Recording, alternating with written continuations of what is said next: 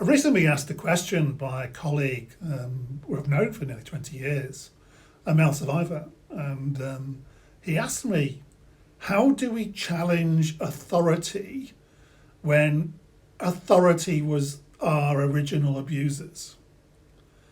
And I took him to mean that in the context of institutions, really.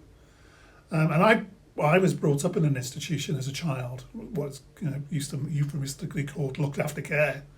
And the authority was the social worker, was the owner of that children's home, who's famous within the publication of a national inquiry called Waterhouse. And authority abused or abandoned or ignored.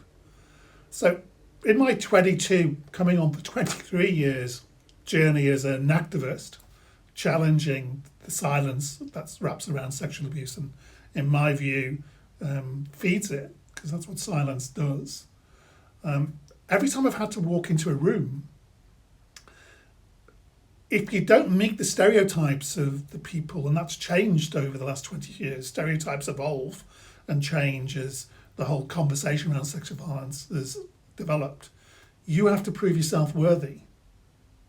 No matter what you come with, PhD, veteran certificates, having worked in the police, having been a good citizen, if you challenge and you push for change, your worthiness level or the benchmark for you passing worthiness increases. And it isn't just once, it's every time you enter the room. It's like being battered by a cultural pushback that blames you for daring to rock the status quo and to demand that people change the way things are done. And that's a legitimate position to hold as a survivor, to challenge. And you can go and play the games with power, in my experience, and they'll give you baubles and shiny things, and they'll let you come to the party now and again. And they may even award you with funding for wherever you want to do or you think is your empire.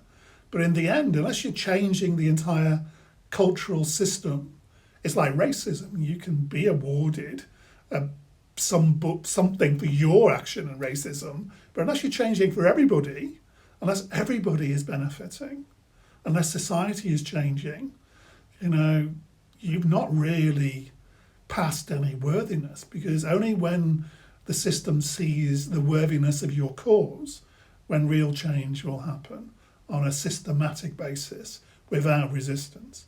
I hope that day is coming soon, because we're in a state of time when it's needed.